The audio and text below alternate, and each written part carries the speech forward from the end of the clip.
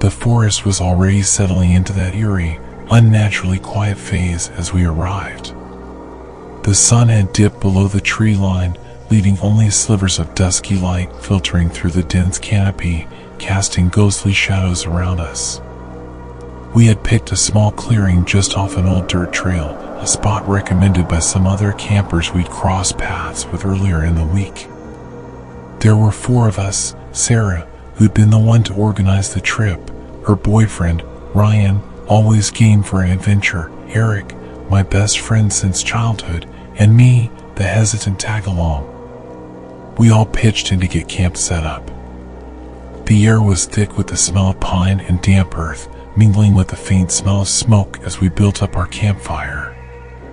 It was quiet, almost oppressively so, with only the occasional rustle of leaves and distant calls of owls breaking the silence. But even those sounds seemed muted, swallowed up by the forest. A shiver traced down my spine despite the warmth of the fire crackling in front of us. I figured it was just the chill of the evening creeping in. As we unpacked, Sarah shared a story she'd heard about this place, casually, like she was trying to keep things light. "A friend of mine told me they once camped around here," she said, her voice low. "They swear they heard strange sounds at night, like laughter, but far away.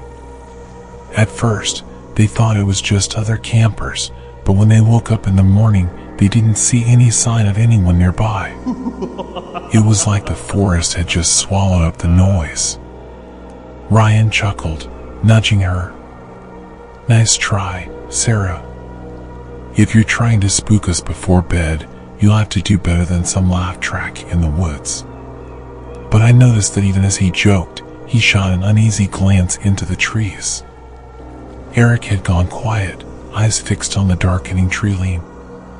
"You ever notice how sounds carry weight out here?" he said, almost to himself.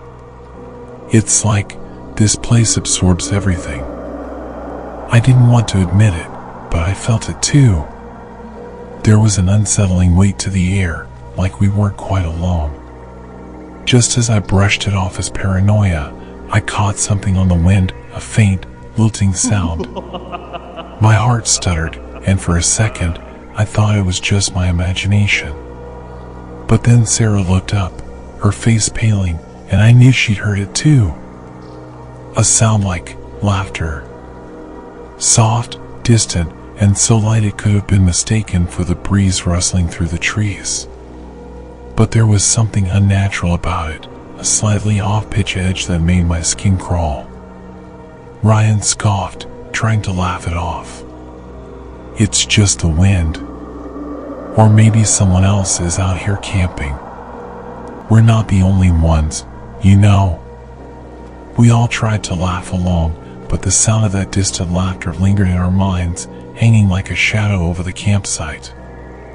As the night wore on, we threw ourselves into camp chores, setting up tents, getting our gear in order, anything to take our minds off the strange sound. Still, I noticed how each of us would pause every now and then, stealing glances into the dark, as if waiting for it to happen again. After a while, the fire had dwindled to embers, and the chill of night fully settled in. We climbed into our tents, calling out muffled goodnights through the thin fabric. I lay on my back, staring at the nylon roof, trying to brush off the lingering unease. But then, just as I closed my eyes, the laughter came again, closer this time, echoing faintly through the trees like it was moving toward us, playful but cold. I held my breath, listening. The laughter faded after a few seconds, leaving an eerie silence in its wake, as if the forest was holding its breath too. The others were quiet. I couldn't tell if they'd heard it or were already asleep. My heart hammered in my chest as I lay there, wide-eyed, trying to convince myself it was nothing. But I couldn't shake the feeling that we weren't the only ones here tonight. The night was thick with darkness when I jolted awake. At first, I wasn't sure what had woken me, just the vague sense of something out of place. The others were quiet in their tents, but then, as my senses sharpened in the cool, still air, I heard it. The laughter. Only this time, it was closer, and there was no mistaking it. It was a childlike, high-pitched giggle, drifting through the trees in staccato bursts, as if teasing us. The sound curled around the tents, weaving in and out of the night, and seemed to echo from every direction. My stomach twisted as I listened, trying to convince myself it was some animal, or maybe even the wind catching strange. Then I heard Ryan unzipping his tent. His face peeked out, eyes wide and darting through the darkness. "Did you hear that too?" he whispered. I nodded, and one by one, the others emerged from their tents, each looking as shaken as I felt. Eric was the last to appear, muttering, "Maybe it's other campers messing with us." Ryan scoffed, trying to laugh it off. "It's just the wind. Or maybe someone else is out here camping. We're not the only ones, you know." We all tried to laugh along, but the sound of that distant laughter lingered in our minds, hanging like a shadow over the campsite. As the night wore on, we threw ourselves into camp chores, setting up tents, getting our gear in order, anything to take our minds off the strange sound. Still, I noticed how each of us would pause every now and then, stealing glances into the dark, as if waiting for it to happen again. Sarah crossed her arms, glancing around nervously. "If it is, they're doing a pretty good job of staying hidden." The laughter floated toward us again, this time tinged with a mocking tone, as though it was laughing at our confusion. We huddled together near the remnants of the campfire, each of us straining to catch a glimpse of whoever, or whatever, was out there. Finally, Ryan grabbed a flashlight, clicking it on with a snap. "I'm not just sitting around here all night. If someone's playing games, we're about to find out." We fanned out, careful not to go too far from one another, sweeping the area around our campsite with flashlights. Shadows stretched and flickered, forming shapes that made me jump with every step. The air felt heavier, as though the forest itself was watching, leaning in close to listen to our every breath. As we moved deeper into the tree line, Ryan let out a sharp hiss. "Guys, you need to see this." We rushed over, our footsteps crunching against the cold forest floor. In a small patch of clearing near the campsite, we found them, footprints. But they were strange, distorted. They weren't the marks of boots or shoes.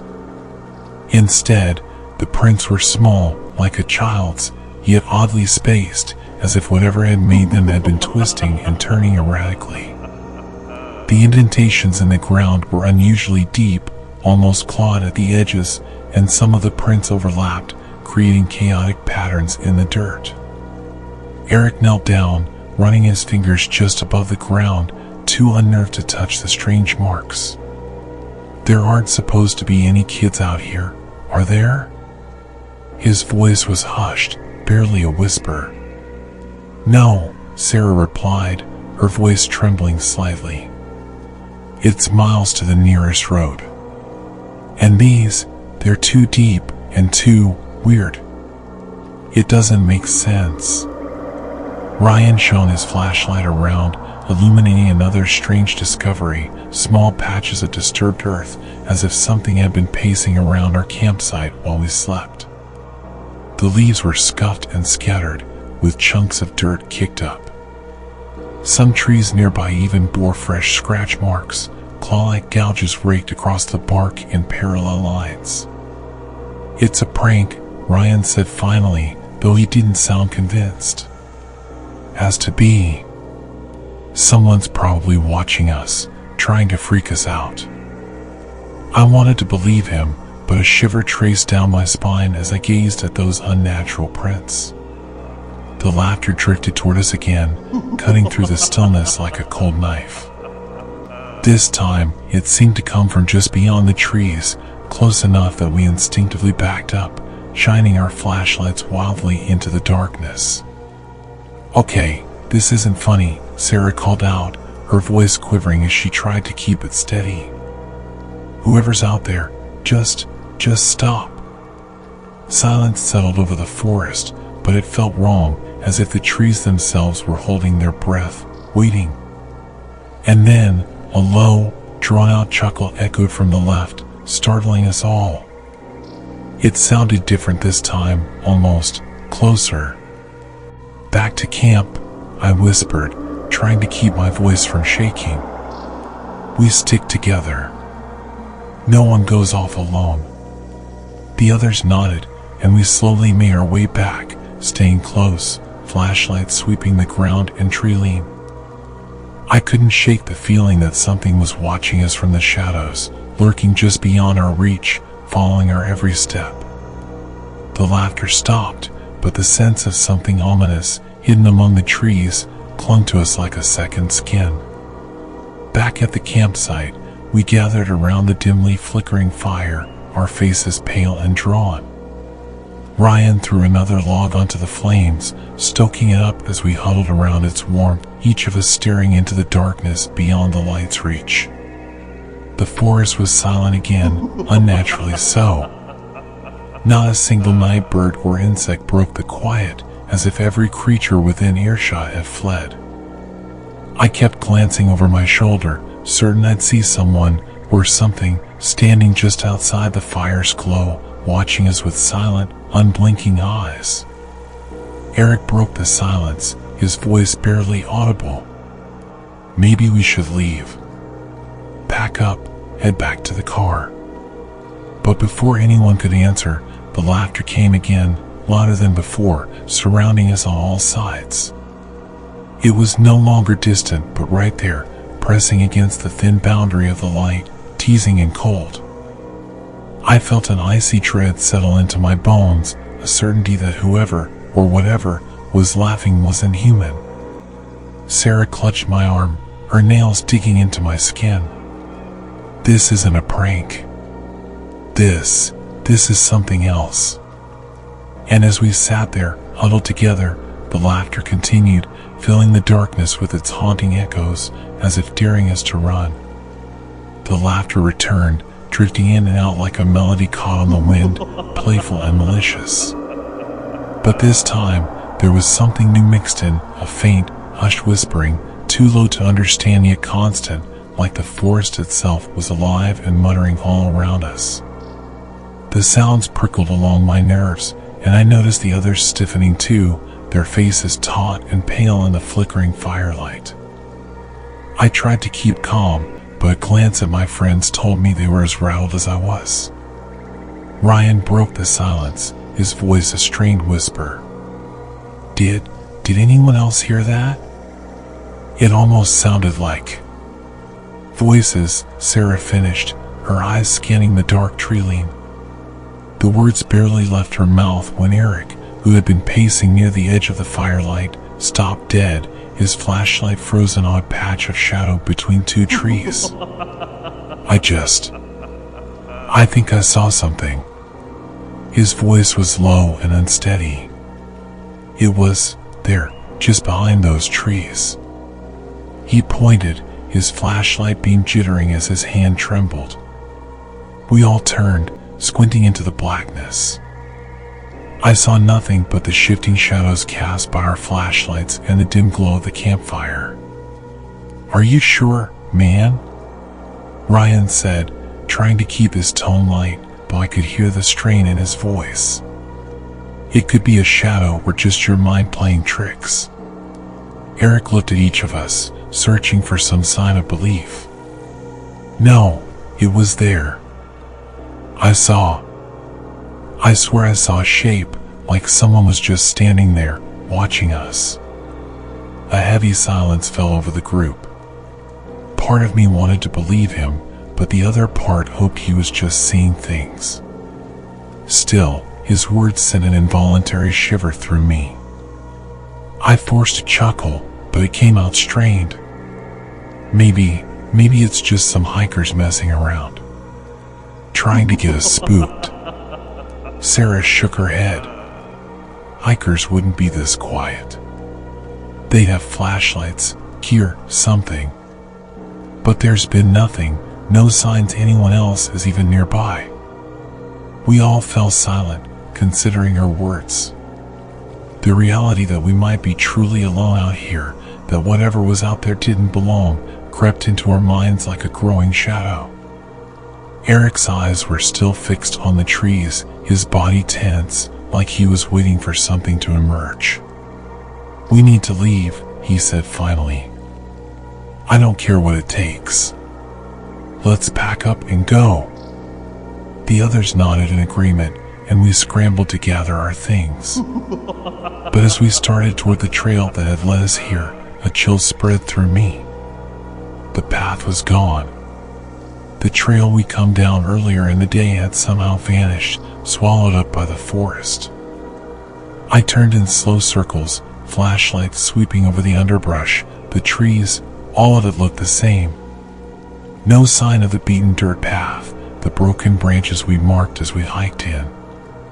This isn't right," Ryan muttered, his voice wavering. "We came this way, didn't we?" Sarah was already pulling out her phone, fumbling with it as she tried to get a signal. But as she held it up, I could see the dreaded words on her screen, "No service." She let out a frustrated breath, clutching her phone tightly as if that alone could bring us back to safety. The laughter sounded again, soft but unmistakable, drifting in from somewhere off to our left. It was so close this time, as if it were just past the edge of the flashlight beams. My skin prickled, the sensation of being watched growing stronger with each passing second. And then, clear as day, I heard it. My name, called softly from the darkness. "Ryan." My blood ran cold. It was unmistakably Sarah's voice, yet Sarah was standing right beside me, staring into the trees with the same horrified expression I wore. She had heard it too. "Sarah," Ryan's voice came next, so faint it could have been a whisper. She spun around, eyes wide with disbelief, as if trying to catch the source of the voice that sounded so eerily like her own. We all froze, the laughter fading into silence. Then another voice, Eric's this time, distant but clear. "Eric." He shuddered, taking a step back. No, that's impossible. I'm right here. A thin, shivering silence settled over us, broken only by our sharp breaths. The trees seemed to press closer, the shadows deepening, stretching out like grasping fingers. It felt as though the forest itself was pulling us in, tightening around us, suffocating. "Is anyone else hearing this?" Sarah whispered, her voice trembling. It's like we're being called." Ryan grabbed her arm, his own face pale with fear. "No one's calling us. This isn't real. It can't be real." But as if in response, the voices returned, louder this time, overlapping and echoing around us, each one perfectly mimicking our own voices. "Ryan. Sarah. Eric." And then I heard my own name, drifting out from somewhere deep within the trees, so familiar yet hollow, as if someone was using my voice like a twisted echo. My heart pounded as the words washed over me, a sickening mix of terror and dread. "This isn't possible," I stammered, clutching my flashlight so hard my knuckles turned white. "It's like the forest is copying us." Eric looked around, his face twisted in desperation. "We have to keep moving. If we can't find the trail, we'll make our own way out. We just need to keep walking." But each step we took seemed to lead us back to where we'd started. The forest felt like it was shifting around us, as if the trees themselves were closing in, rearranging, trapping us in a maze with no way out. Panic clawed at me, the sickening realization sinking in that we were lost, not just physically, but in some deeper, more terrifying way. The voices grew louder, closer, and I was certain that if I looked over my shoulder, I'd see someone mimicking our every step, whispering our names in that same mocking, unnatural tone. Ryan stopped abruptly, his flashlight trembling as he pointed it toward a nearby tree. There, just inches from the bark, was a fresh print. Not quite a footprint this time, but a handprint pressed into the dirt as if someone or something had been crawling, watching us from mere feet away. Eric swore under his breath, his voice thick with terror. No way. This can't be happening. We tried to move again, but the forest seemed to shift with each step, making the distance between the trees impossible to judge. The laughter came and went, now faint and playful, now loud and menacing. Each laugh felt closer, pressing in like hands on our shoulders. Sarah clutched my arm, her grip icy. It's like they're toying with us. And then, in a chilling moment, the laughter stopped altogether, leaving a silence so deep it felt like a weight on our chests. We froze, holding our breath, waiting for whatever horror would come next. A single, whispered word drifted toward us, chilling and mocking, repeated over and over from different directions. It was the same word, one we knew too well: stay. In that instant, I understood. Whatever was out here with us didn't want us to leave. It wanted us to stay, to join whatever had been left behind, lost forever in the darkness. The laughter had been dwindling, like it was fading into the distance, and we almost dared to hope that whatever was tormenting us had finally left. Then, in an instant, the forest fell silent, and that silence wrapped around us like a suffocating blanket, thick and tense. Then Eric, who had been standing just a few steps behind us, suddenly froze. His eyes were wide, fixed on something in the darkness, his face lit only by the weak beam of his flashlight. "Did you hear that?" he whispered, his voice barely audible. "Hear what?" Ryan asked, his voice trembling as he glanced back. "It was right here," Eric insisted, his flashlight trembling in his hand.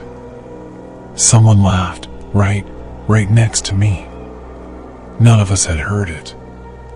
We looked at each other, unsure of what to say, the fear that had been growing all night now spiking into outright panic. "Stay close," I said, my voice shaking despite my best efforts to stay calm. "Don't move."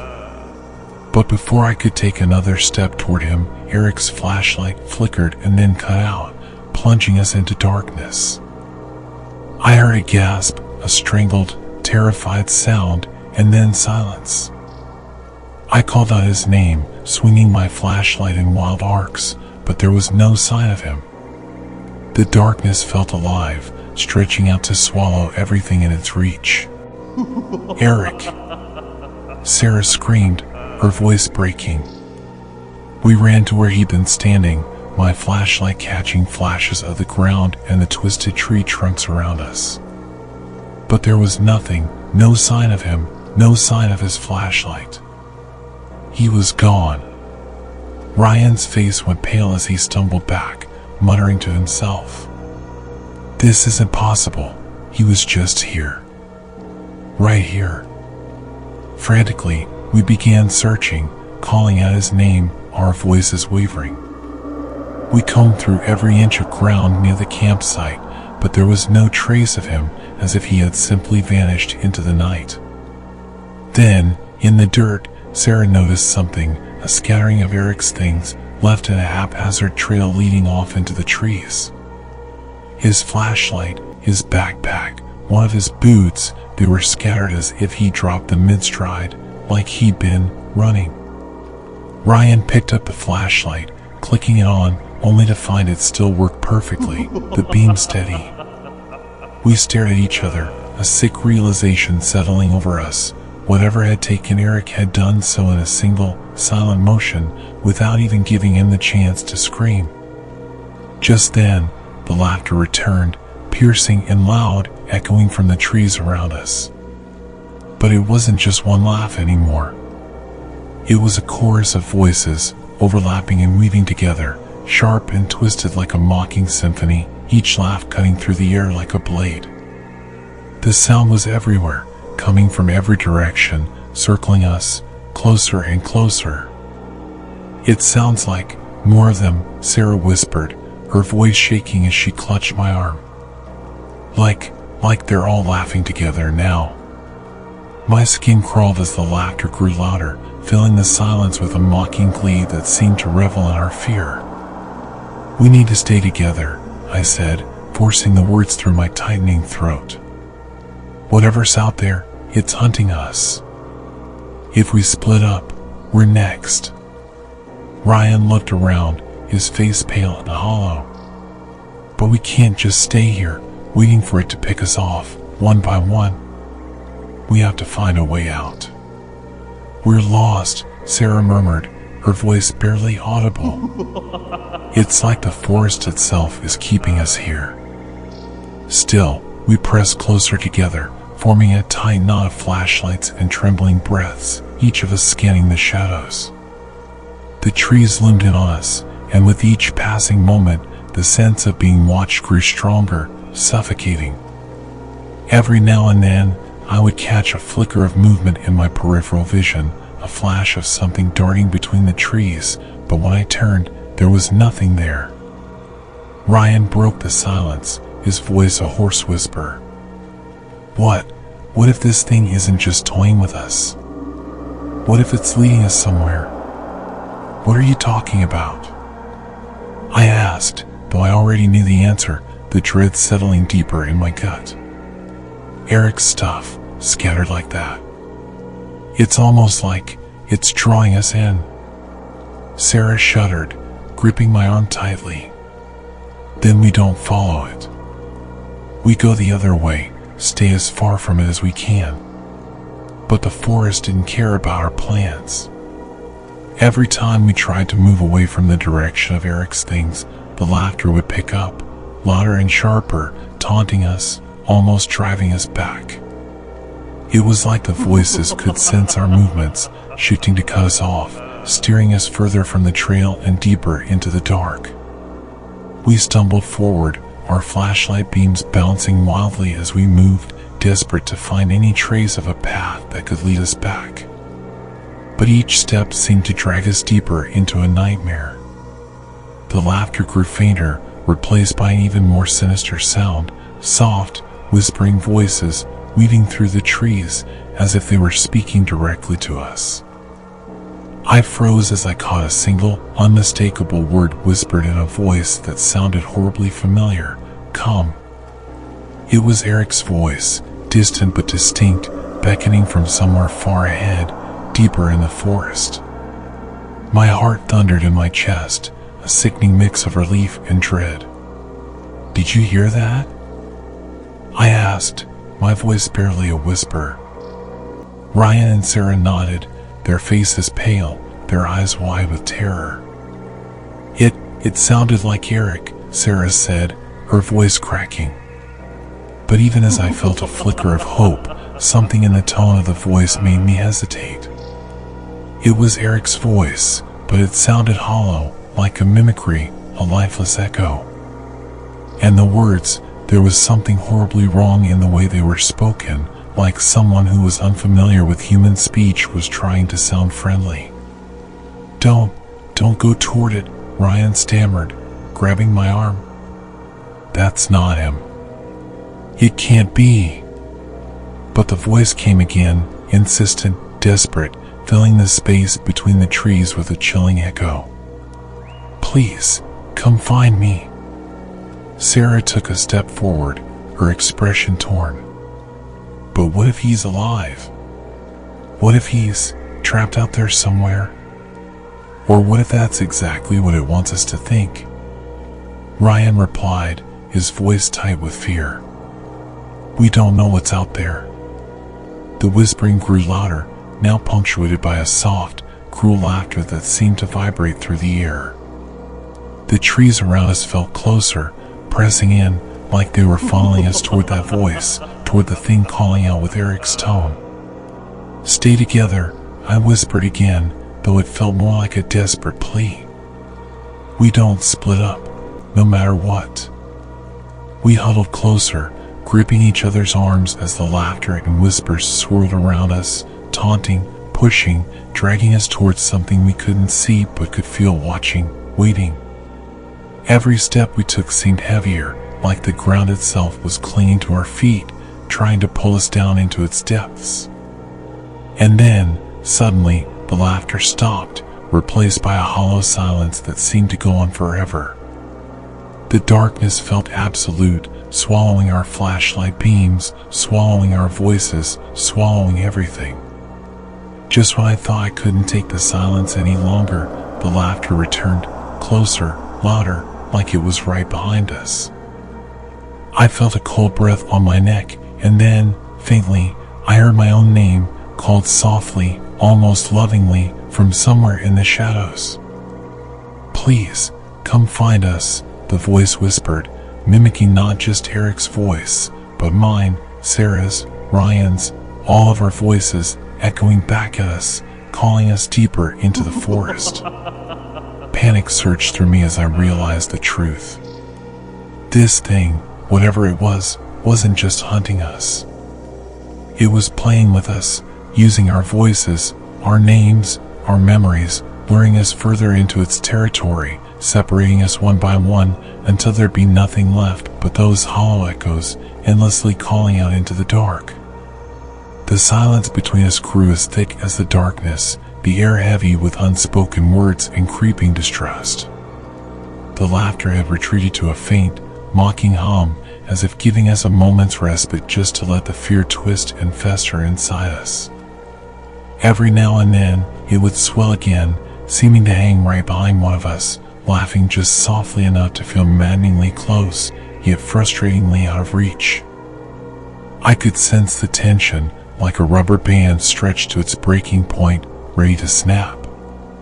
Ryan's gaze darted between us, his eyes narrowing in suspicion, and when he looked at me, it was as though he were assessing a stranger, not a friend. Finally, he spoke, his voice low, as if afraid something in the darkness might hear. "All right," he said, eyes darting back to where Eric had vanished. "Is anyone going to admit to it?" "Admit to what?" Sarah asked, her voice tinged with frustration and fear. "None of us know what's happening. Eric's gone, and you're worried about admissions?" "Come on, Sarah, don't act innocent," Ryan shot back, his voice tinged with bitterness. "You've been paranoid this whole time, whispering about something out there before anything even happened. And now, suddenly, Eric's gone, and all this stuff is happening. Doesn't anyone else find that a little too convenient?" Sarah looked stunned, her face a mix of anger and disbelief. "I can't believe you're accusing me. We've been friends for years, and you think I'd do something like this?" "Friends?" Ryan snorted. "You mean like that time you and Eric decided to tell the whole town about my old man?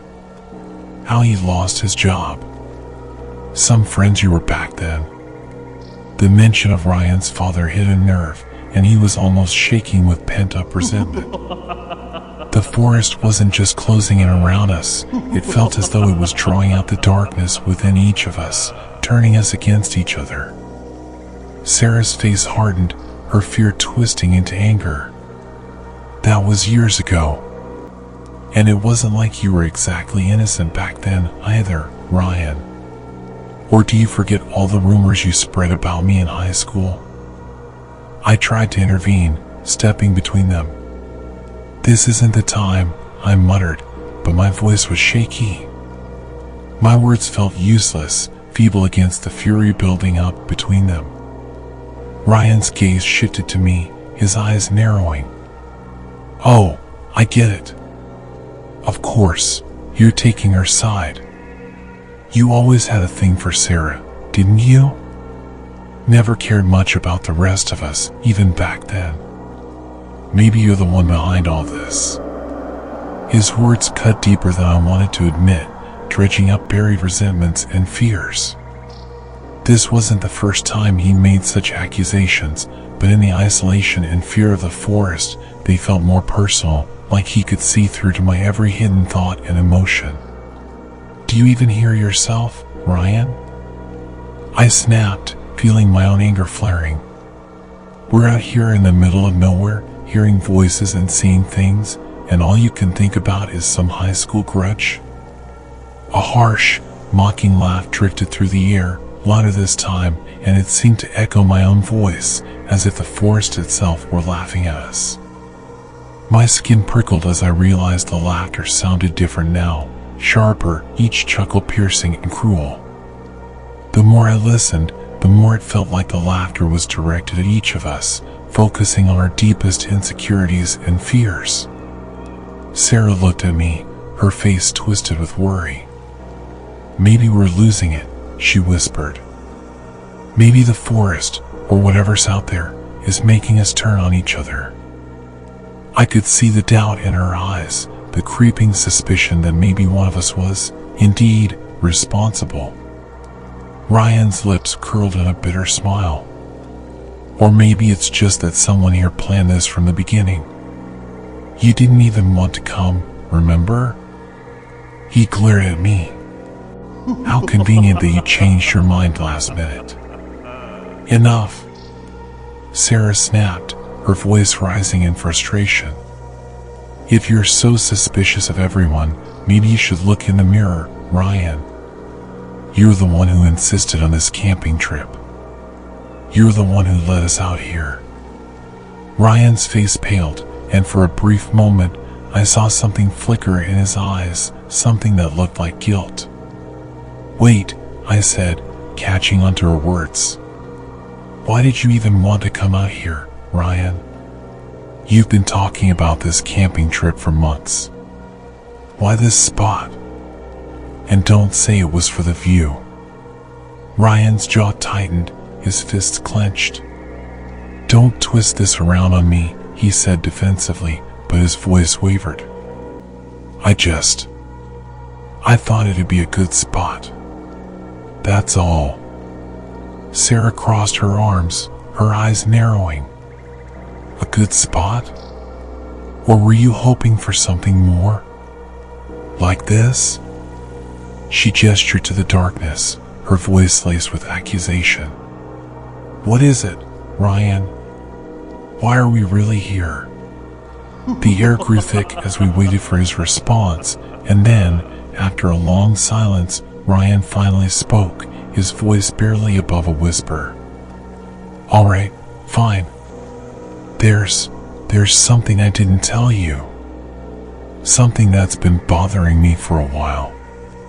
"What do you mean?" I asked, feeling a chill crawl up my spine. Ryan hesitated, glancing nervously into the shadows as if afraid the forest itself might hear his confession. "I've been hearing things for months now. Laughter, whispers, even in my own house. And it's not just at night, sometimes, even in broad daylight, I'd hear it. I thought it was in my head, but then I heard about this place." Sarah took a step back, her face a mix of shock and anger. "So you brought us out here, into the middle of nowhere, because of some voices?" Ryan nodded, looking down at his feet. "I thought maybe if I came here, if I confronted it, I could make it stop. That somehow, being here might give me answers. But I didn't think it would get this bad." His words left us in stunned silence, each of us processing the implications. He had brought us here, fully aware of something strange and sinister. Yet, he hadn't said a word about it until now. I felt a surge of betrayal and rage, knowing he dragged us into his personal nightmare without even a warning. "You lied to us," Sarah spat, her face twisting in disgust. "You knew something was out here, and you didn't tell us?" Ryan looked up, his eyes filled with a mixture of shame and desperation. "I thought it would just be in my head again. I didn't think it would come for you too." The laughter erupted again, louder and more pointed, as if mocking his admission. It felt like the voices were listening, feeding on our turmoil, twisting it to keep us on edge. And this time, the laughter had a strange rhythm to it, almost like a chant, repeating a single word I couldn't quite make out. My heart was pounding, a sickening dread settling in as the laughter intensified. And then, from somewhere in the dark, I heard something clatter against a tree, landing near my feet. I glanced down, my flashlight beam catching the edge of a strange, old-looking charm. It was made of twisted twigs and bones, tied together with brittle strands of faded red fabric, as though it had been left here long ago. What is this?" I asked, my voice barely a whisper. Ryan's face went white when he saw it, his body going rigid. That's the same kind of charm I found outside my house," he stammered, his voice thick with horror. "It was left on my doorstep." That's when the voices started. The pieces clicked together, and a horrifying thought formed in my mind. "So, you're saying, this thing, this laughter, it's been following you? And now, it's here with us?" Ryan nodded, his face filled with guilt. "I didn't know it would follow us out here. I just wanted it to stop. But now we were caught in it, tangled in whatever dark force he had unwittingly invited into his life." And as the laughter grew louder and louder, each mocking peal seemed to echo with a sinister intent, as though it was delighted by our suffering. A cold realization settled over me, icy and final. Whatever Ryan had brought with him, whatever dark curse he tried to leave behind, it wasn't just after him anymore. It was after all of us.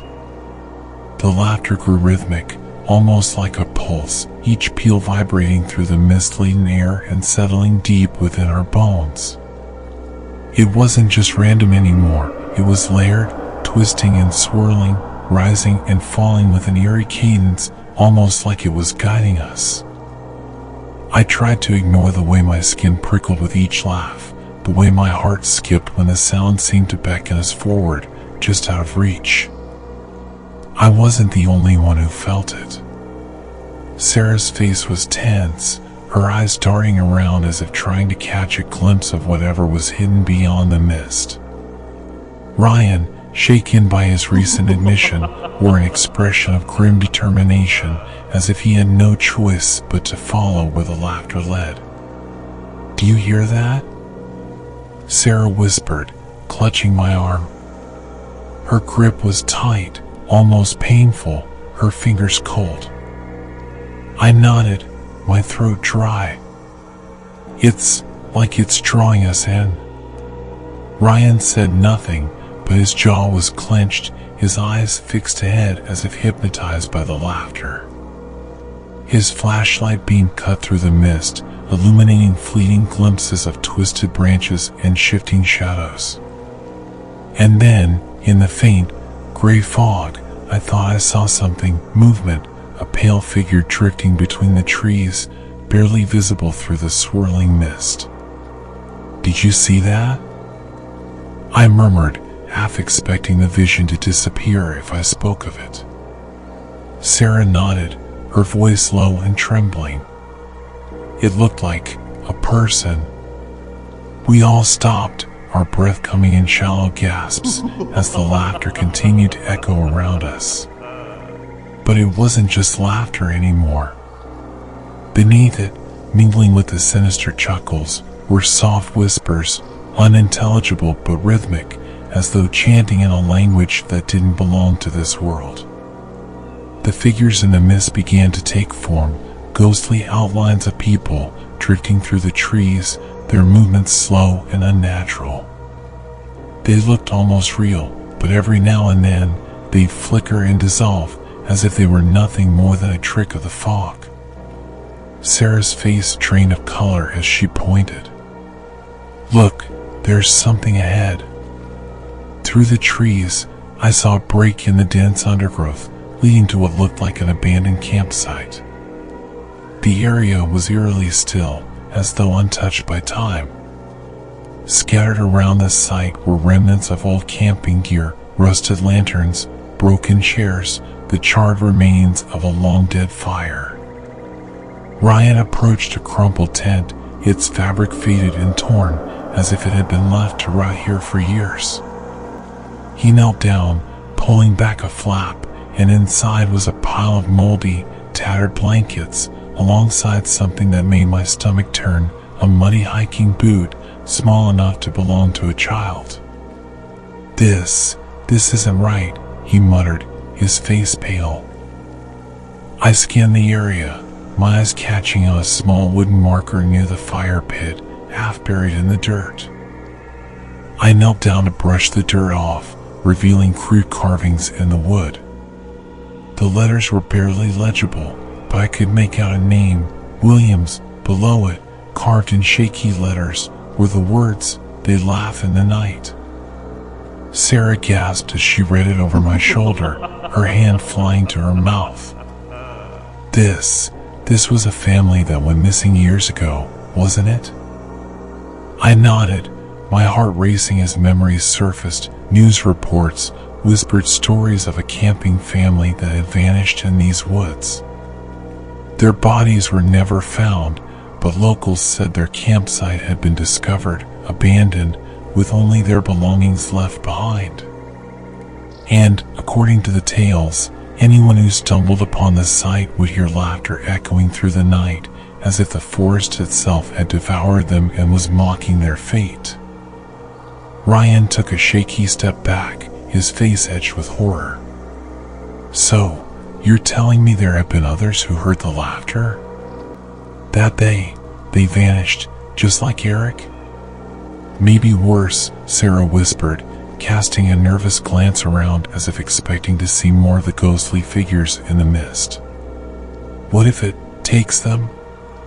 Whatever this thing is, it's been here a long time, leading people in, trapping them." The laughter crescendoed suddenly, louder and more urgent, as if it was laughing at our realization, mocking us for not seeing it sooner. My heart pounded, the air around us seeming to pulse with each peal. And through the mist, we could make out more of the ghostly figures, some of them wearing the faded, worn clothing of campers, others dressed in older, more unfamiliar attire, as if they'd come from a different time altogether.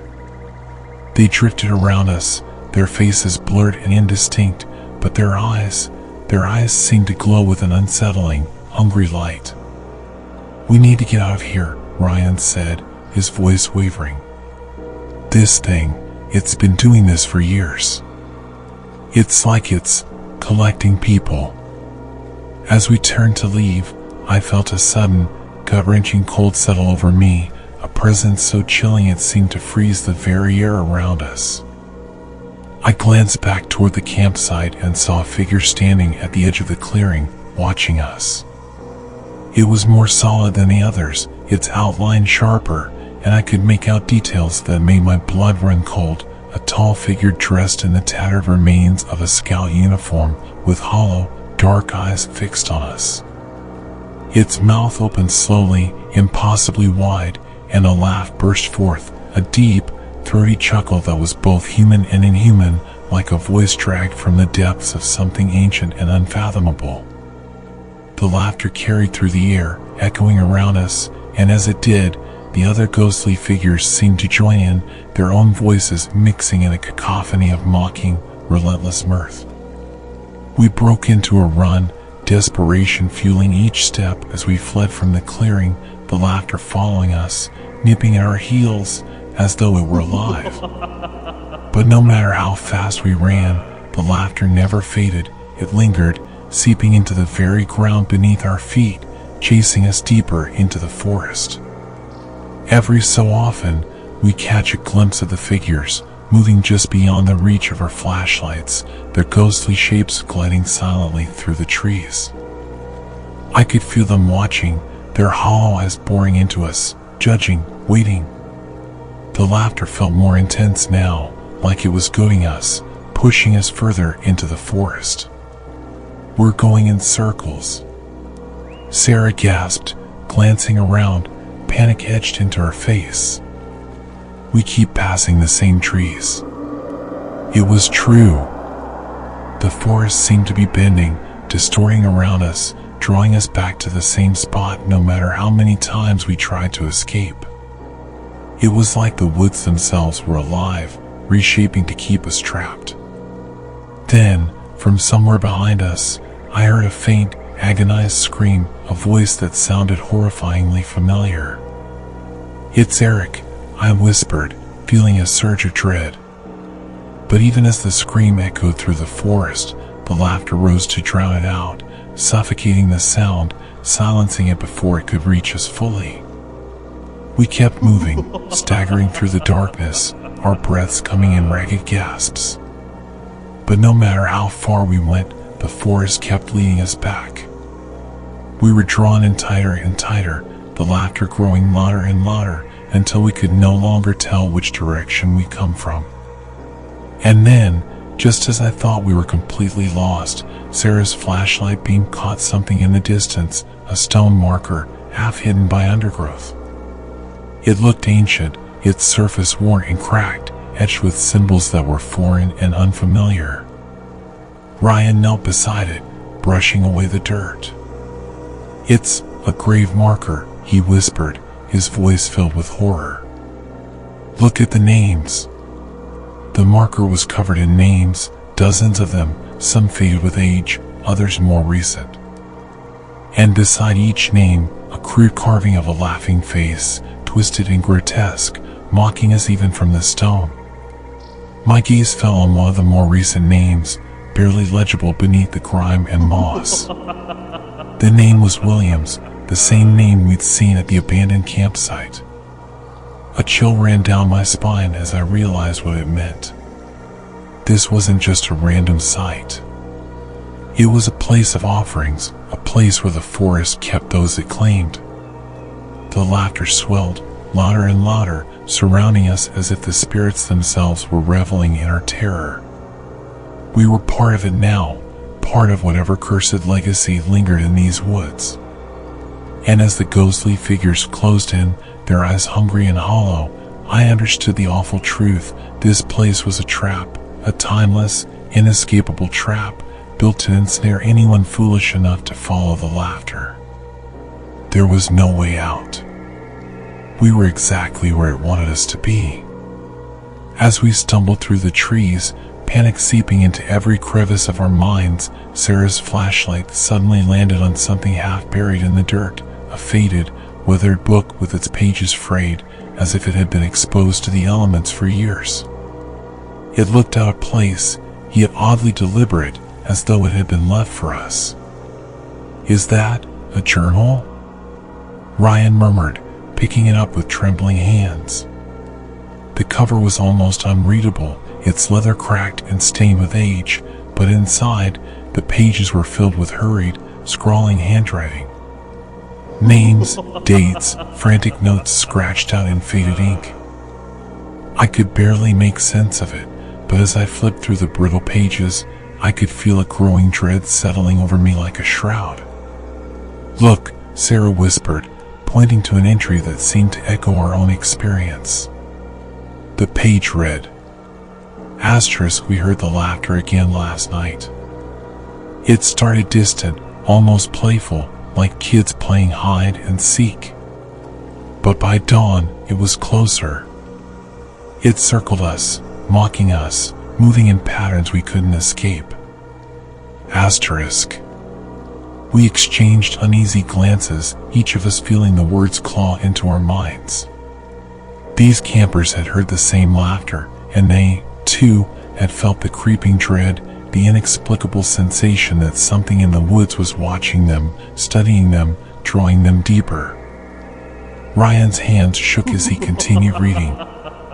"Asterisk, one of us went missing today, Maggie. She said she heard someone calling her name, said she saw something moving in the trees. We thought it was a trick, just her nurse playing games. But when we went to look, there was no sign of her. Only laughter. I can still hear it. It sounds like her voice now, twisted and wrong. Asterisk. The laughter paused then, as if it were waiting, and an icy silence fell over the forest. It was a silence too complete, too deliberate. I felt every hair on my body stand on end, and as we looked at one another, the weight of the forest seemed to bear down on us, watching. Ryan took a shaky breath and continued reading, the words punctuated by his labored breaths. Asterisk, it's like this place is alive. Like it knows us, knows our fears, our secrets. And now, there's no way out. It keeps bringing us back to the same spot, circling us, hurting us. I swear the laughter sounds closer, like it's in my head. They want us. They're waiting. And I think it's too late, asterisk. He trailed off, flipping to the final entry, scrawled with more desperation than any other. Asterisk, whoever finds this, please, leave while you can. They're coming for us, and I can hear them now. I don't think they'll let me go. They'll trap you, just like they trapped us. We never should have come here. This place, it isn't just haunted. It's hungry. Asterisk. The laughter exploded, louder than ever, cutting through the silence with a sharp, mocking tone that felt almost gleeful. It reverberated off the trees, blending with the whispers that seemed to hover just out of reach. I felt my pulse quicken, my mind racing as the laughter wrapped around us, consuming our thoughts, our breaths. Then, as if responding to the words in the journal, the laughter morphed, taking on a tone of malice we hadn't heard before. It was no longer just laughter, it was layered, each voice distinct, twisted, laughing at us, mocking us, even whispering our names. And then, it spoke one name in particular, soft yet chilling, echoing through the trees in a way that made our blood run cold. Ryan. He froze, his face draining of color. The others heard it, too, their eyes wide, darting between the journal and Ryan. The atmosphere around us grew even darker, heavier, as if the forest itself was tightening its grip, and a sickening thought clawed its way to the surface. Ryan, Sarah stammered, stepping back. You knew about this, didn't you? Ryan shook his head, but his expression betrayed him. The fear, the guilt, he couldn't hide it any longer. He looked away, avoiding our eyes, but the laughter persisted, taunting him as if it knew something we didn't. Ryan, I demanded, gripping his shoulder, what are you telling us? He looked down, the light in his eyes dimmed by a shadow of dread, and he finally spoke, his voice barely a whisper. I'd heard about this place before. My brother, he was one of the people who went missing here. The words hit me like a punch to the gut. You didn't think that was worth mentioning? I thought, his voice trembled as he tried to explain. I thought it was just a rumor, some story he told to mess with me. But when he disappeared, I didn't want to believe it. I thought if I came here, I could find him. Maybe it was just a crazy coincidence. A coincidence? Sarah's voice was laced with anger and terror. You brought us here knowing people had vanished here, and you said nothing? The laughter seemed to echo Sarah's accusation, growing louder and more taunting. It was as if the forest was enjoying this, feeding off our fear and betrayal. I took a step back, my mind racing. It felt too perfect, too calculated, the way we ended up here, the way we were hearing the laughter exactly as described in the journal. And now, Ryan's connection to the missing campers. Could this whole thing have been orchestrated, planned from the start? Ryan, I swallowed, trying to steady my voice. Did you really bring us here just to look for your brother? Or was there something else? Ryan's eyes shifted nervously. What are you implying?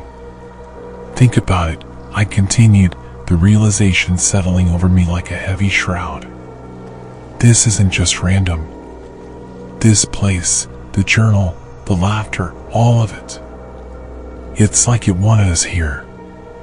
Like it knew we were coming. And maybe you had a part in that.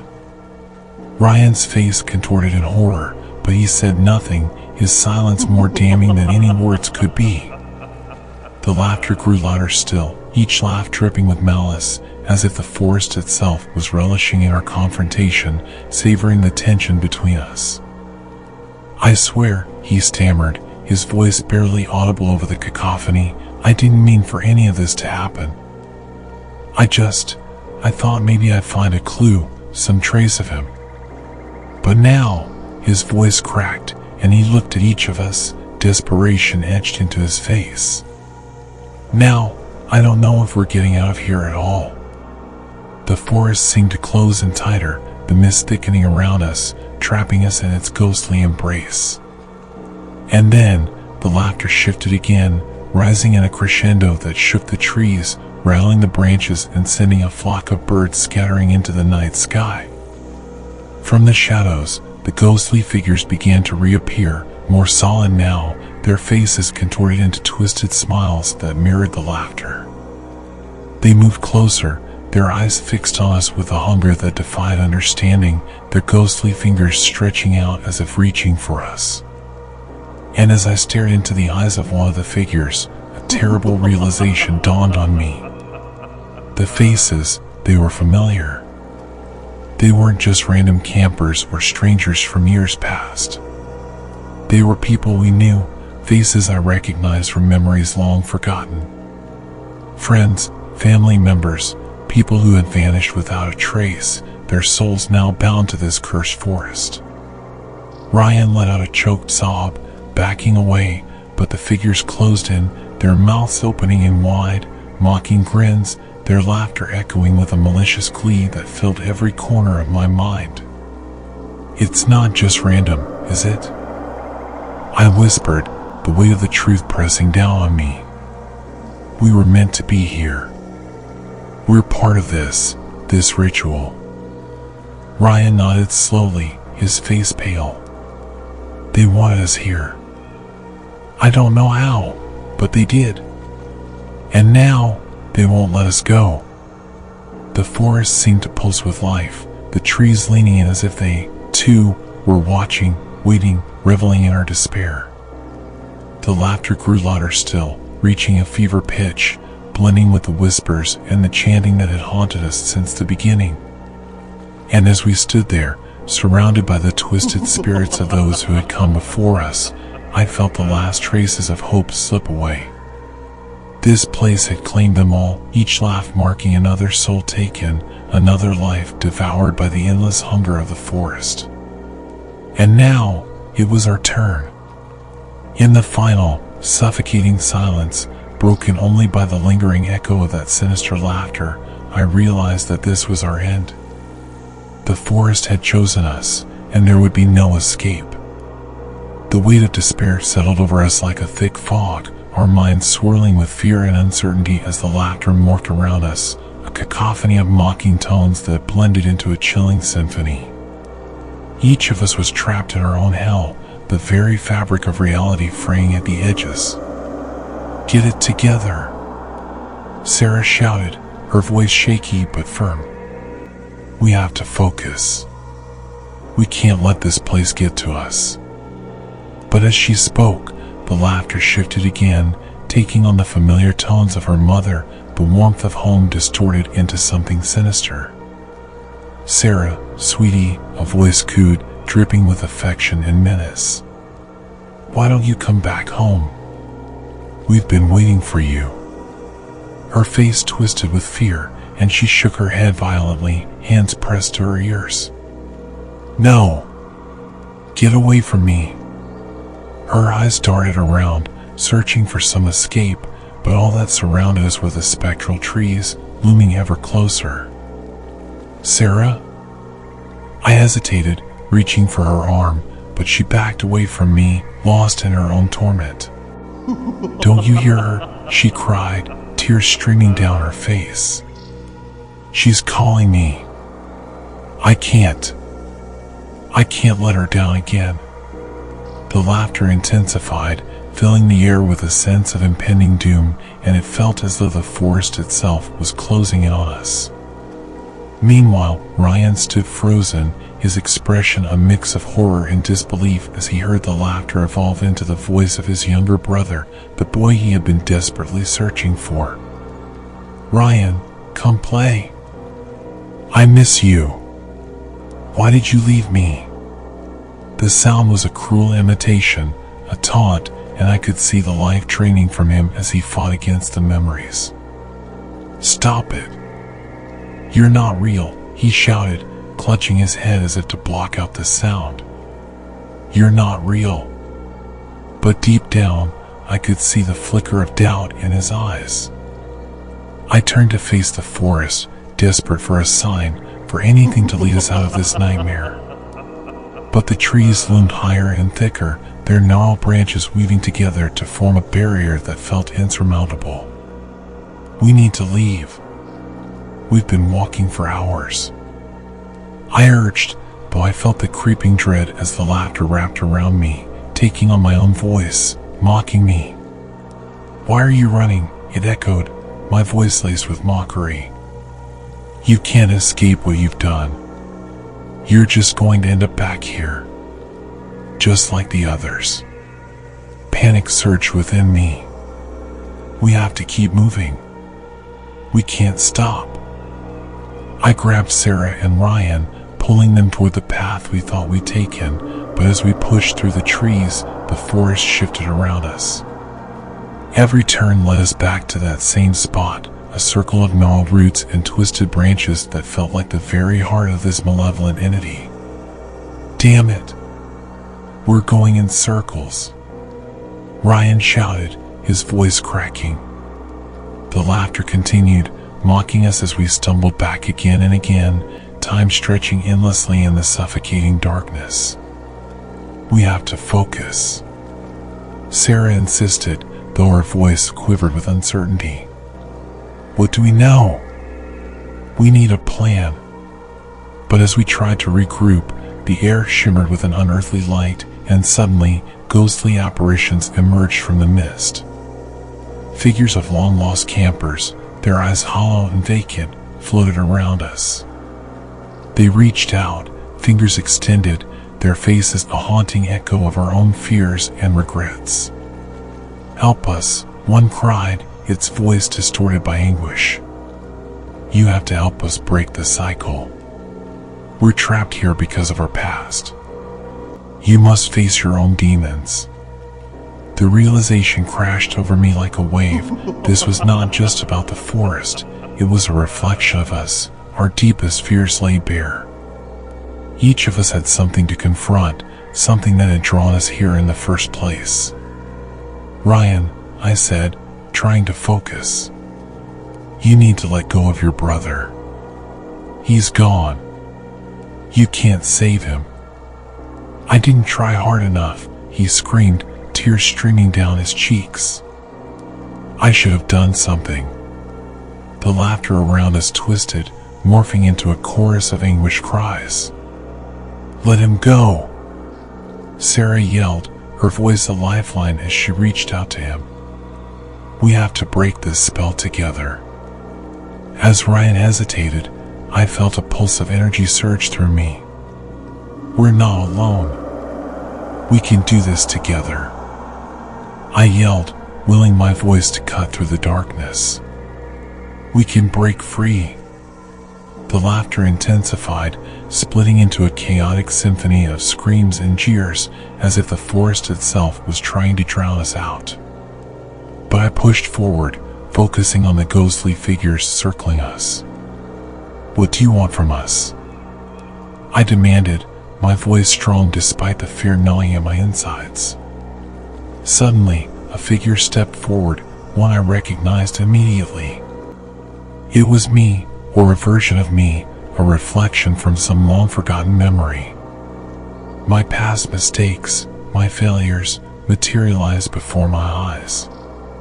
"Face your truth," the apparition yelled, a twisted smile plastered on its face.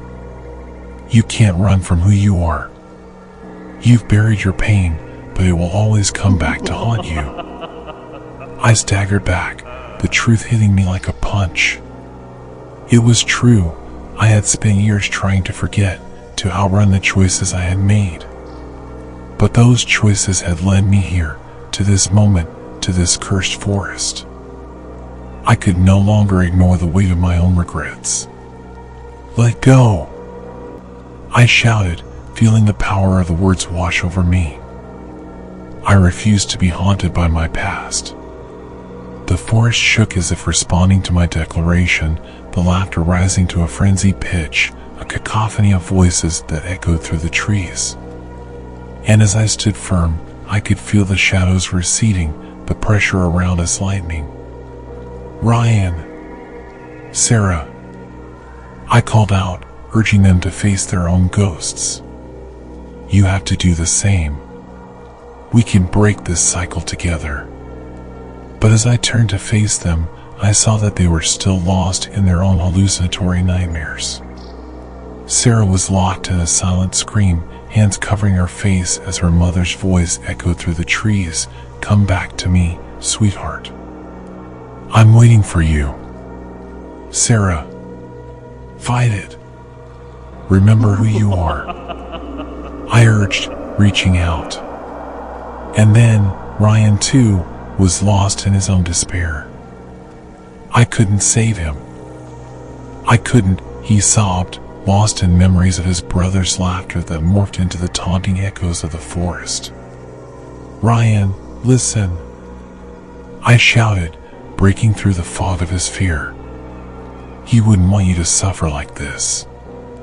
You have to let him go." For a moment, the laughter wavered, the forest hesitating as if unsure of what to do. I could feel the tension in the air shift as Sarah finally pulled her hands away from her face, eyes wide with clarity. I can't go back," she whispered, tears streaming down her cheeks. "You don't have to." I shouted, desperation surging within me. "Face it. Let it go. We're stronger together." And then, as if our combined strength broke through some unseen barrier, a wave of energy surged through the clearing. The laughter wavered and distorted, a cacophony unraveling into silence. The ghostly figures around us hesitated, their faces shifting into expressions of uncertainty. With newfound determination, Sarah cried out, "I won't let you take me. I choose to live." Her voice rang out clear and strong, resonating through the trees. The laughter shifted once more, this time morphing into a howling wind that whipped through the branches, threatening to consume us. But we stood firm, hands clasped together, united against the darkness that sought to devour our souls. And then, in a blinding flash of light, the forest erupted in chaos. The ground shook, and the air filled with a roar that felt like the forest itself was wailing in anger, frustration spilling from every shadow.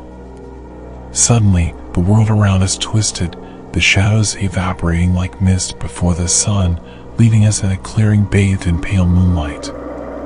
The ghostly figures had vanished, the laughter reduced to a distant echo, and for the first time, the air felt lighter, the oppressive darkness lifting. "We did it," I breathed, the weight of fear slipping from my shoulders. But as I glanced around, relief washing over me, I noticed something chilling. The path ahead still seemed twisted and strange, yet there was a faint light flickering in the distance. "Look!" Sarah pointed, a mixture of awe and fear crossing her face. "We have to go toward the light. It has to be the way out."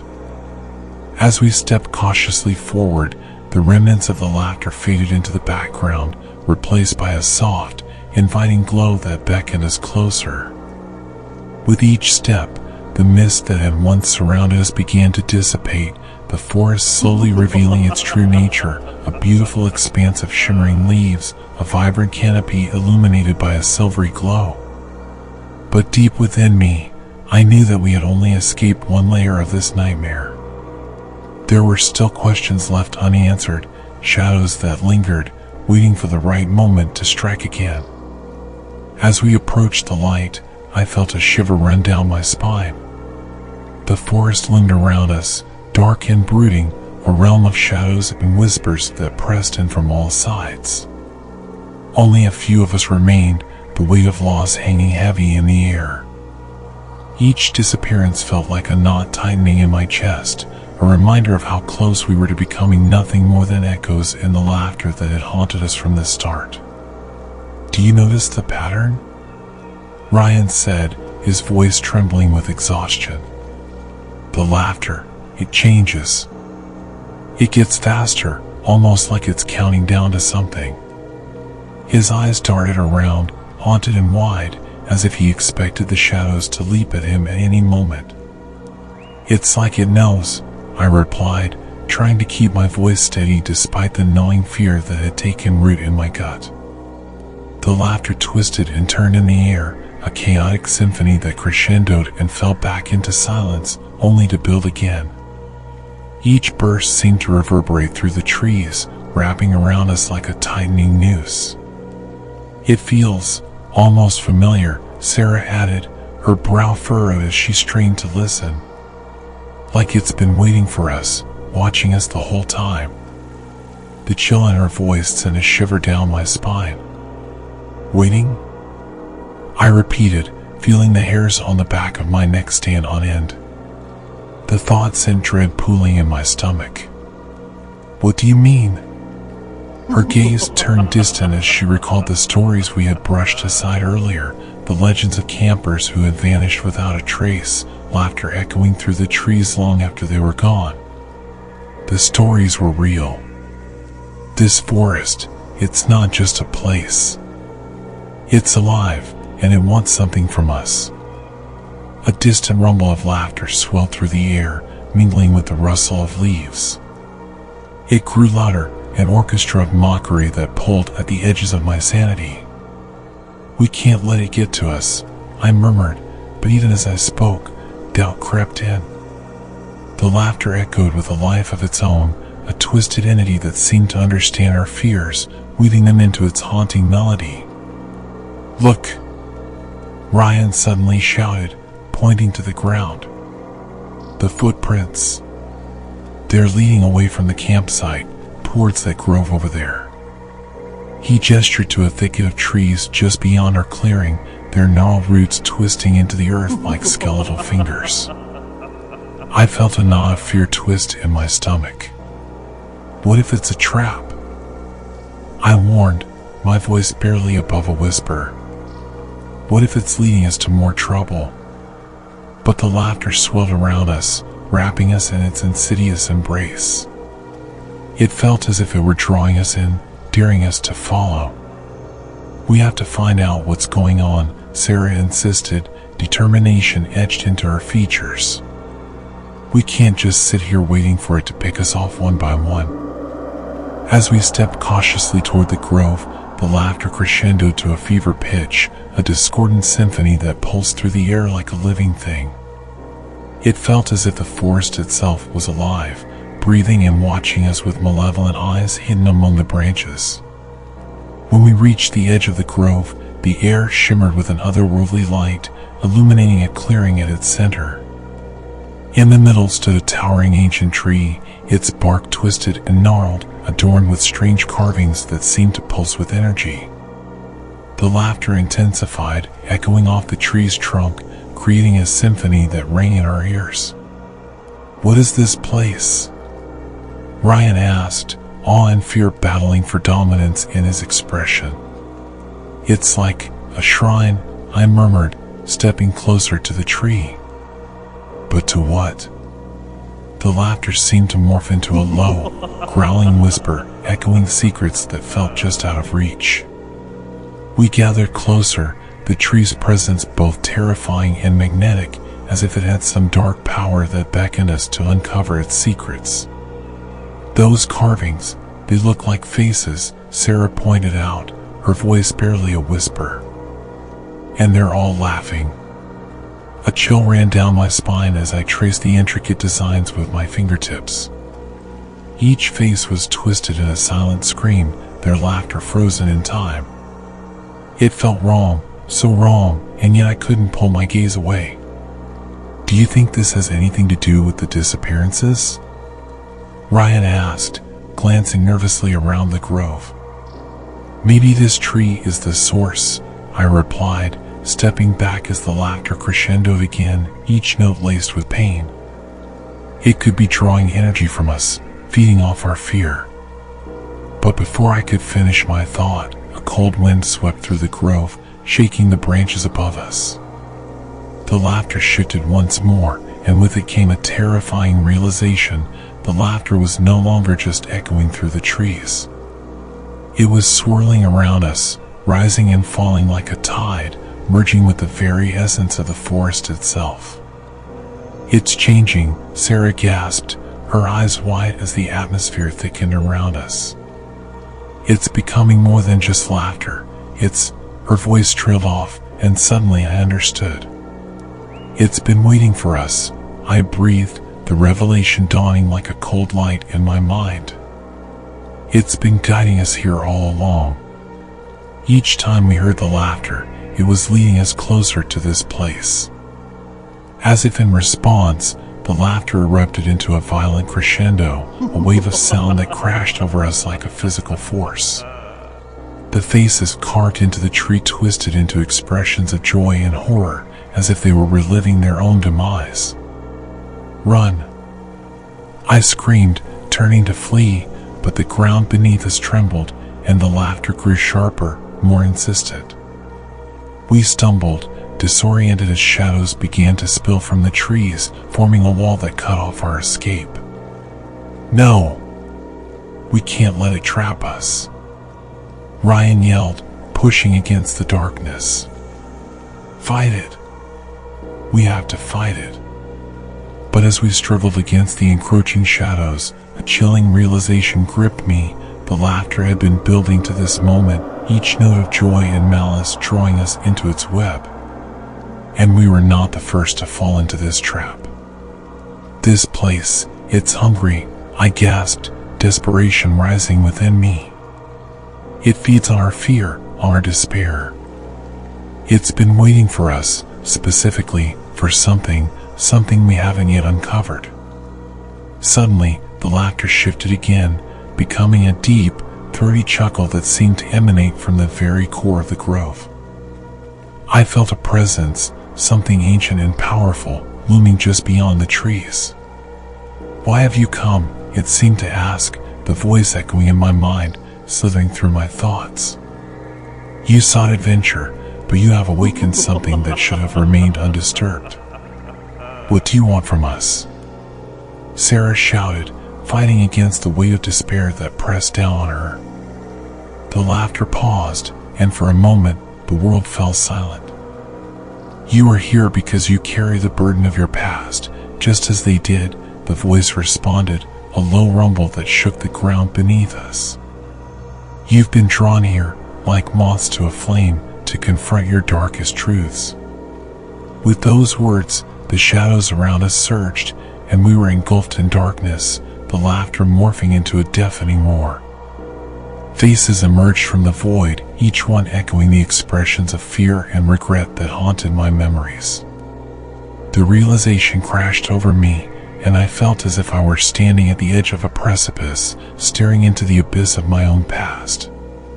The laughter had always been a reflection, a twisted mirror of our regrets and fears. It wasn't just the forest that was alive, it was us, trapped in our own cycles of pain and grief. As I struggled to stand firm, a figure emerged from the shadows, one I recognized all too well. It was me, a distorted version of myself, face twisted in agony. You can't escape, it hissed, laughter ringing like a death knell in the air. You brought this upon yourself. No! I refuse to be your pawn.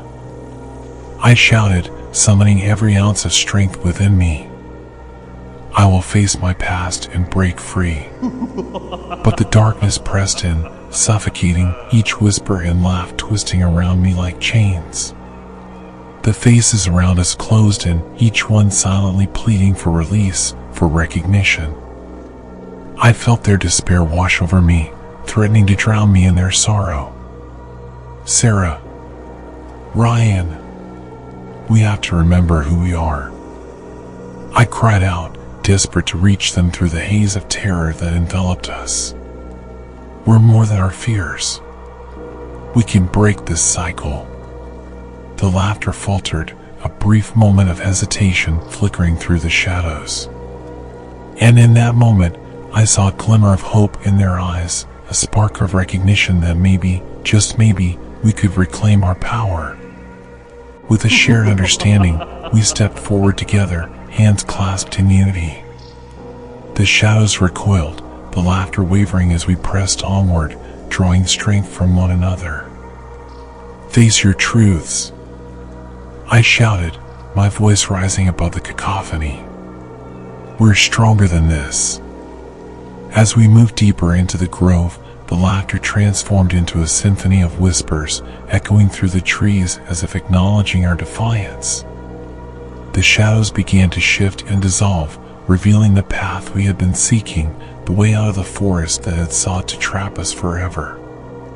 And as we emerged from the grove, the night sky opened up above us, the stars twinkling like distant lanterns. The laughter faded into the distance, no longer the mocking cacophony that had haunted us. We stood at the edge of the forest, breathless and trembling, knowing we had faced our fears and survived. But deep within, I felt the forest watching, waiting for the next unsuspecting campers to wander too close to awaken its ancient hunger once more. As we turned to leave, I couldn't shake the feeling that we hadn't truly escaped. The laughter would always linger, a reminder of the darkness that lay just beyond the light, waiting patiently for its next chance to reclaim what it had lost. As we stepped away from the grove, the remnants of the laughter faded into the forest, replaced by an eerie silence that felt both liberating and oppressive. The darkness behind us loomed like a predator, waiting patiently for the opportune moment to strike again. We had faced our fears, but an unsettling question lingered in my mind: had we truly escaped, or were we merely prolonging the inevitable? The night air felt heavy with anticipation, charged with an energy that pulsed through the trees.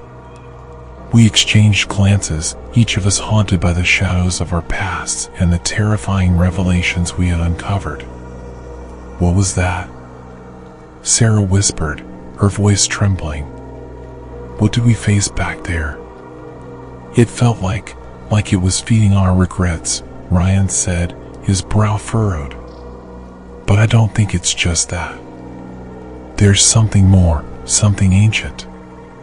Before I could respond, a low rumble of laughter echoed through the trees, its tone deeper and more resonant than before, vibrating through the ground beneath our feet. It twisted through the air, wrapping around us like a serpent, teasing at the edges of our sanity. We have to keep moving, I urged, trying to push back the growing panic. It knows we're here. But as we trudged forward, the laughter grew louder, now intertwined with whispers that seemed to call out our names. The sound was chilling, haunting, as if the forest itself were mocking us for our attempts to flee. Each echo felt like a taunt, pulling us back into the very depths of our fears. Wait, Sarah said suddenly, halting in her tracks. Do you hear that? The laughter morphed into a melodic cadence, each note climbing higher as if beckoning us to listen. It's calling us, Ryan breathed, his eyes wide with fear and fascination.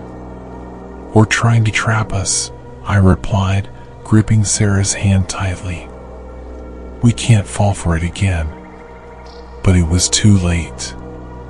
The sound took on form, swirling in the air around us, a mist rising from the ground that shimmered like liquid silver. It danced around us, pulling us deeper into the forest, further from our path back to safety.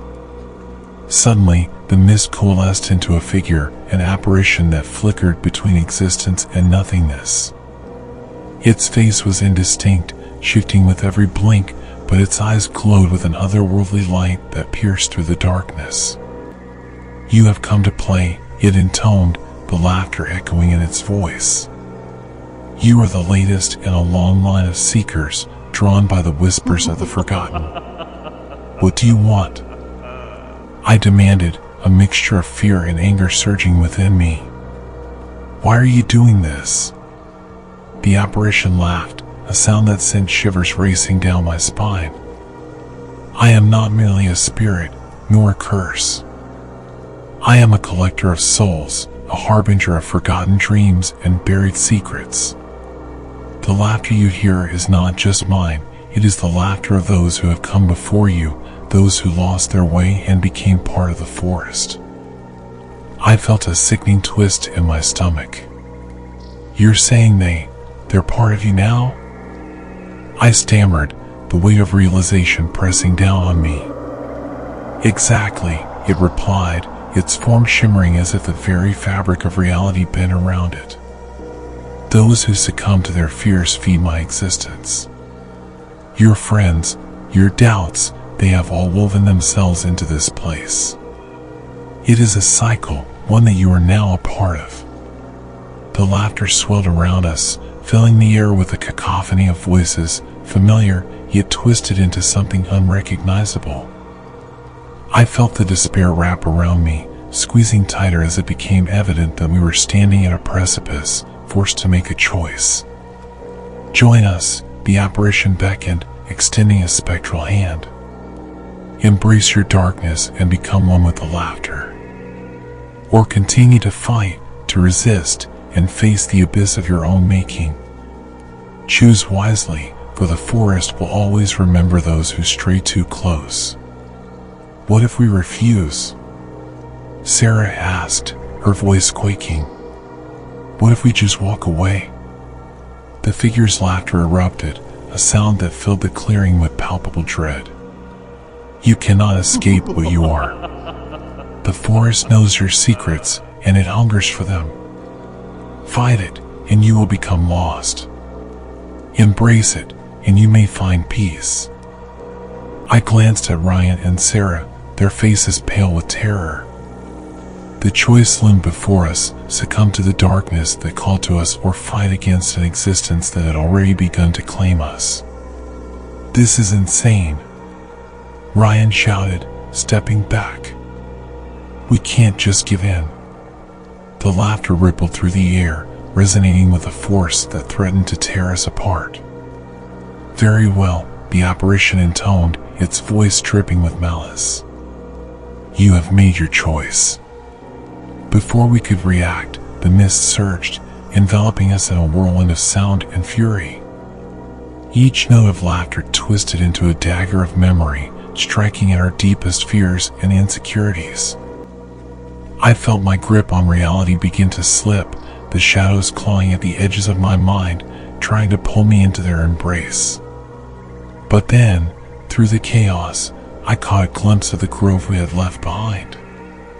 The ancient tree loomed, its carvings glowing with an ethereal light. The faces etched into its bark screamed out silently, pleading for recognition. "Wait!" I shouted, fighting against the overwhelming tide. "We can use it. The tree, there's power there. It holds the truth." The apparition recoiled, the laughter faltering momentarily. "You dare seek the source?" it hissed, fury lacing its words. "You will regret this." But the connection was forged.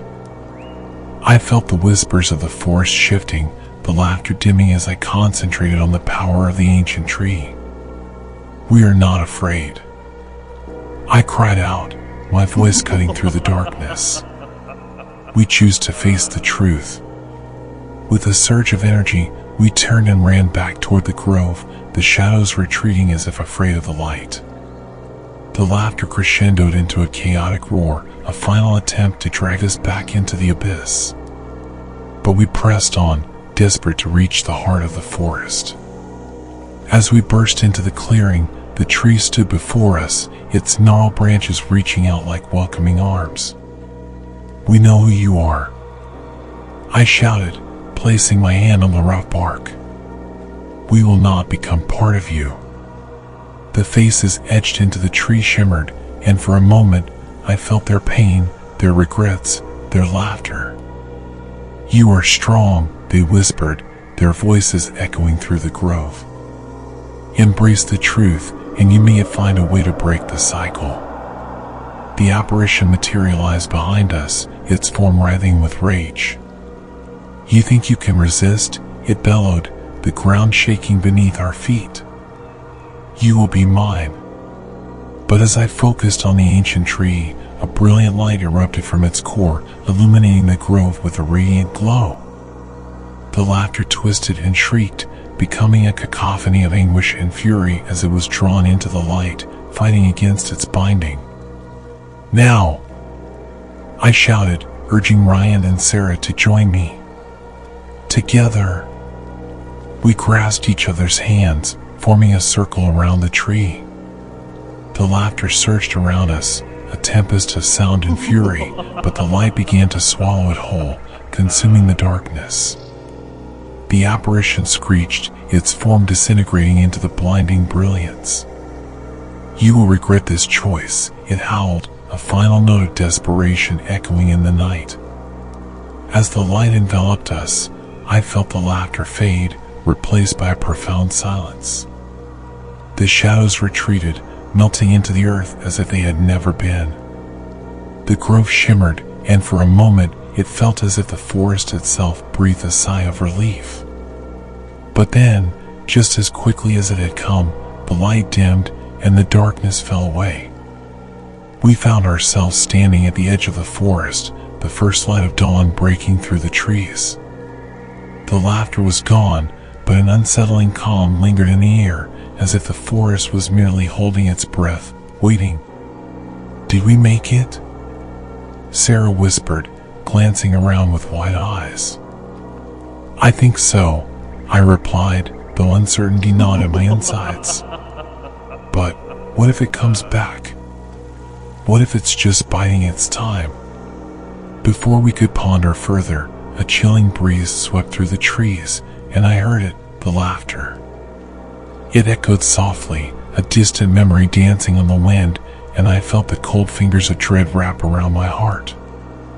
Ryan looked at me, his expression unreadable. "What if it was never about us?" he asked quietly. "What if we were just the next in a long line of campers, always drawn to this place? What if it doesn't really want us to leave?"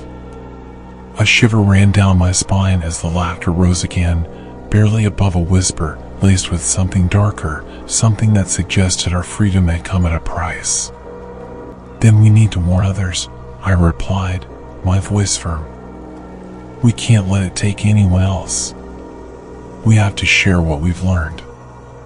But as we turned to leave, the laughter crescendoed into a triumphant roar, a cacophony of voices merging into one. It resonated deep within me, filling my thoughts with images of every camper who had ever disappeared, their faces swirling in a maelstrom of anguish. Maybe we did escape, I thought, but the question lingered, did we truly make it out, or had we merely become the new voices in the forest, destined to join the laughter for eternity?